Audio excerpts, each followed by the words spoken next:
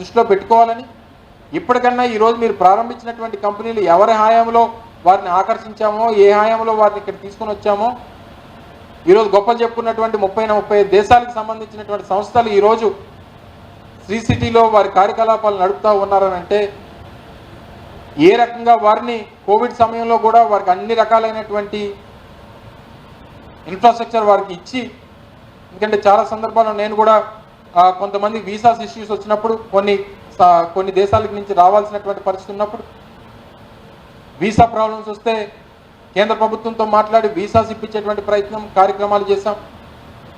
వారికి అన్ని రకాలుగా కూడా అన్ని దేశాల నుంచి మన రాష్ట్రానికి వచ్చి పెట్టుబడులు పెట్టి ఆకర్షించాలనేటువంటి ప్రయత్నం చేసి ఈరోజు ఈ స్థాయికి తీసుకొని వచ్చేటువంటి కార్యక్రమం కూడా జరిగిందనేటువంటి విషయాన్ని సందర్భంగా తెలియజేస్తూ ఉన్నా.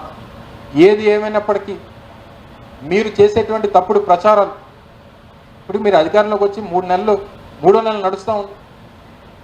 ఇప్పటికీ కూడా ఏదో వైఎస్ఆర్ కాంగ్రెస్ పార్టీ హాయంలో అది చేయలేదు అని చెప్పి మాటలు చెప్పేటువంటి ప్రయత్నాలు చేస్తూ ఉన్నారు తప్ప మీరు చేయాల్సినటువంటి కార్యక్రమాల గురించి, రాబోయేటువంటి కాలంలో చేయాల్సినటువంటి కార్యక్రమాల గురించి, గతంలో జరిగినటువంటి కార్యక్రమాల గురించి మీరు ఎలాగా కూడా చెప్పేటువంటి సాహసం కానీ, ఆ క్రెడిట్ ఎక్కడ వైఎస్ఆర్ కాంగ్రెస్ పార్టీకి జగన్మోహన్ రెడ్డి గారికి వస్తుందని చెప్పుకునేటువంటి ధైర్యం కానీ మీరు చేయరు. మీకు మొదటి నుంచి అలవాటు, ఎవరో చేసిన దానికి మీరు పేర్లు పెట్టుకోవడం అలవాటు.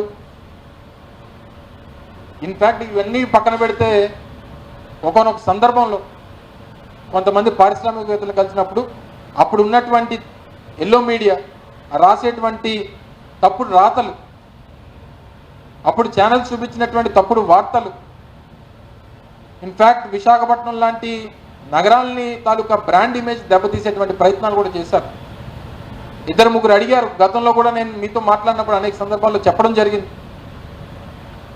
సో దయచేసి ఇవన్నీ కూడా గమనంలో పెట్టుకోవాలని, జరిగినటువంటి కార్యక్రమాల గురించి మీరు మా గురించి మంచి చెప్పకపోయినా పర్వాలేదు, ఇంకా జగన్మోహన్ రెడ్డి గారిని దూషించేటువంటి ప్రయత్నం మానుకోమని చెప్పి మరొకసారి మీ ద్వారా ప్రభుత్వాన్ని తెలియజేసుకుంటూ, ముఖ్యంగా మీ తాలూకా బ్రాండింగ్ని, మార్కెటింగ్ని మీ సొంత విషయాలకి లేదా మీ సొంత పనులకి మీరు చేసినటువంటి పనులకు వాడుకోవడం తప్ప మేము చేసినటువంటి పనులు కూడా మీరే బ్రాండింగ్ చేసుకోవడం అనేటువంటిది కరెక్ట్ కాదనేటువంటి విషయాన్ని మరొకసారి మీ ద్వారా తెలియజేస్తాము. Thank you.